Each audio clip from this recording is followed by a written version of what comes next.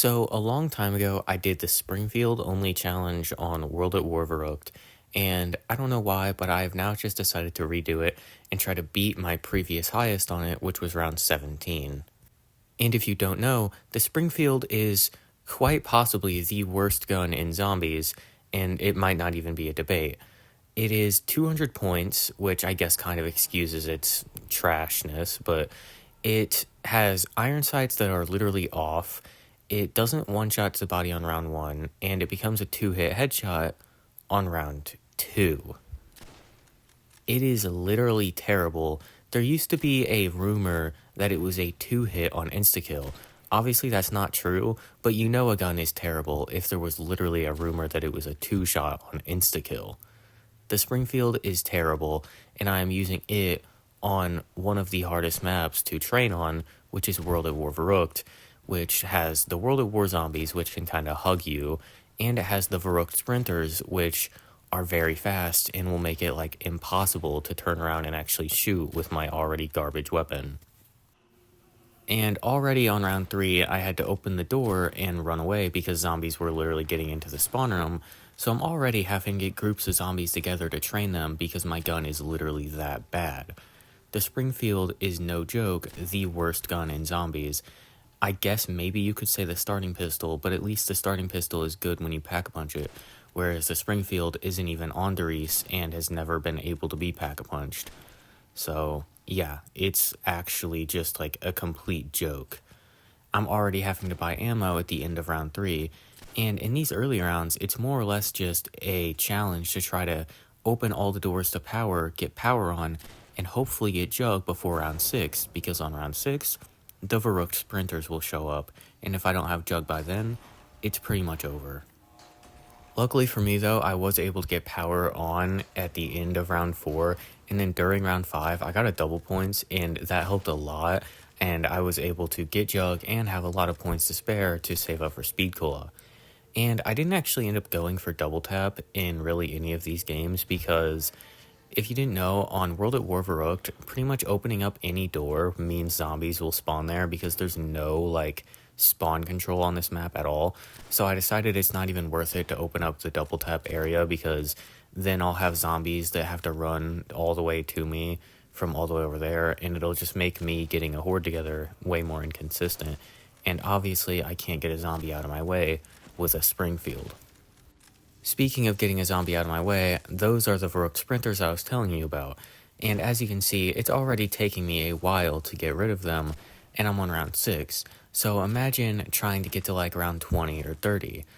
Originally, I was thinking, like, what if I really tried to grind this once I have my computer so I can stream better and not have to like set up my phone like I do for streams now. And then after playing this again, I remembered how absolutely terrible the Springfield is and realized I'm not even sure if like anyone could get to round 30 with just this gun because it's actually just that terrible.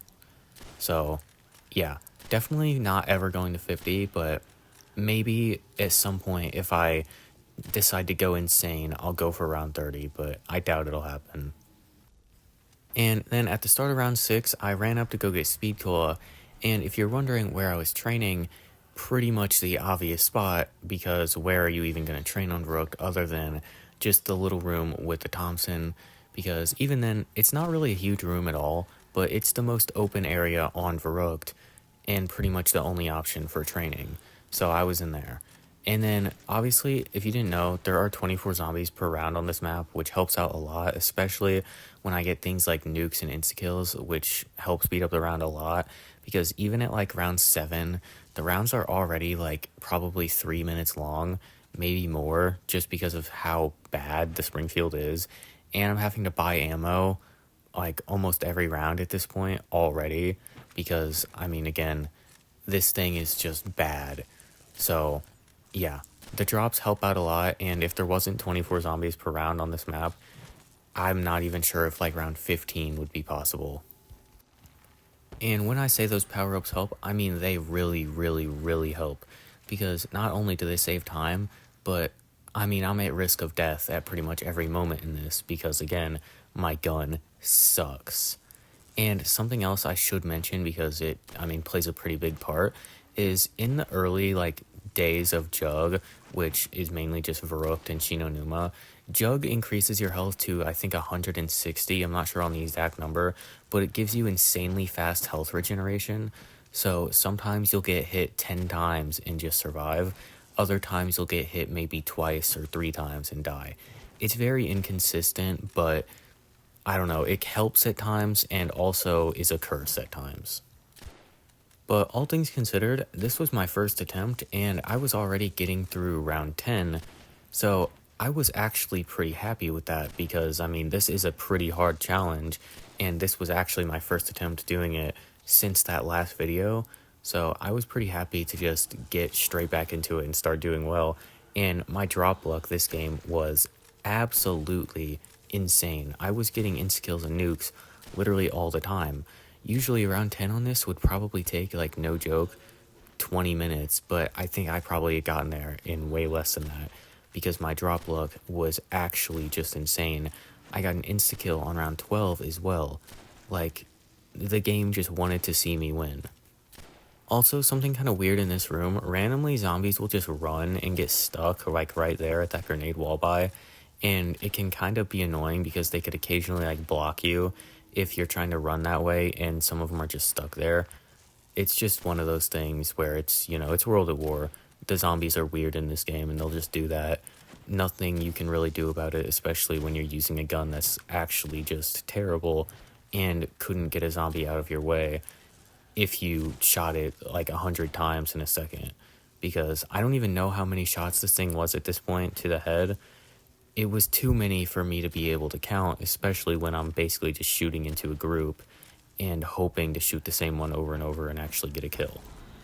Despite my gun being terrible, my drop luck was still, like, actually just carrying this and making this game so much easier. I felt like I was hardly getting the useless drops like double points and max ammos, and was just only getting insta-kills and nukes. I was actually getting them like every round it seemed like, and I was not complaining at all because I was about to beat my old PB of 17. And now I was on 17 and onto like the scariest part of the round, the first like 20 seconds where I actually have to get the horde together. Because once I have them together, I can basically walk in circles and just shoot them over and over. But on the early part of the round, I actually have to get them all together, and that's where things can go wrong very easily. With me kind of just getting pushed into one by the Verruckt Sprinter and then getting a 3-hit death.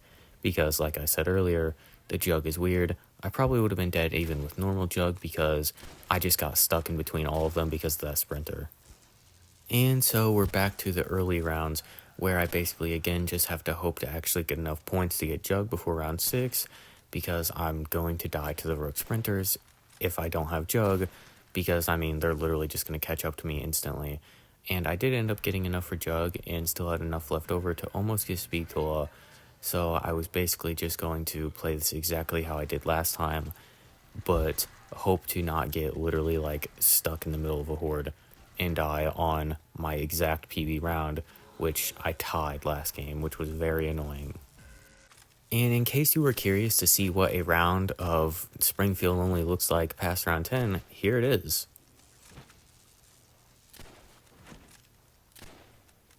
Yeah, you just kind of walk in the circle, turn around, try to headshot, walk in the circle and try to headshot. And you do that for like 5 minutes because that's probably about how long the round takes at like round 10 or a little higher. It is quite interesting. Definitely one of the challenges of all time.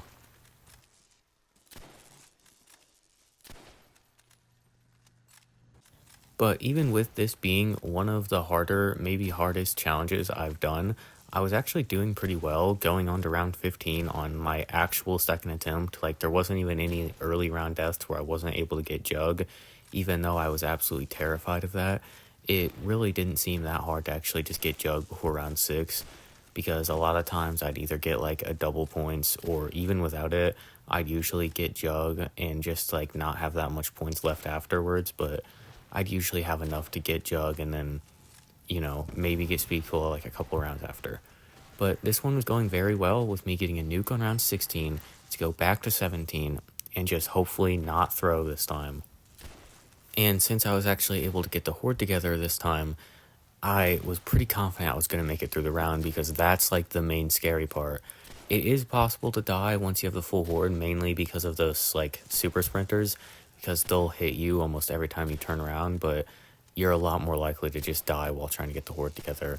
And so I got through 17, and I had a nuke at the end of the round that I was going to use at the beginning of 18 to try to kill as much as possible. And I honestly don't think it killed anything more than like 5 zombies, but those 5 zombies are a pretty big difference considering it's probably taking like 20 bullets to kill a zombie at this point. And now I'm onto the scariest part of the game, the horde up on round 19, just one away from 20. Getting 20 on this challenge would be a huge, huge surprise, because I don't think I've ever seen anyone get that far doing Springfield only. The only time I've seen people really do this was not even getting to like round 15, so I was really hoping to get to 20. And the horde up honestly went pretty well. I got pretty much all the zombies together with nothing really going wrong at all. So I was very confident that I was going to make it to 20, and then I wasn't going to stop at 20. I was going to keep going, and if I could reach like 25 or 30, that would actually be probably the most impressive thing I've ever done in any challenge video ever.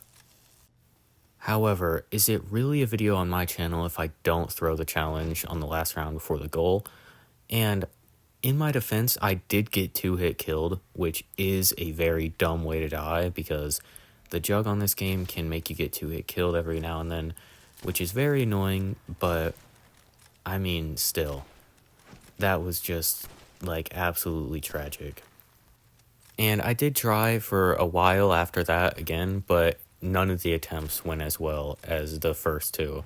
So yeah, those were my best games. And this video, as I'm uploading this, it should be uploaded on Christmas Day, so Merry Christmas. And this is the last video I will make, hopefully, that will be edited on my phone and will be using Xbox clips.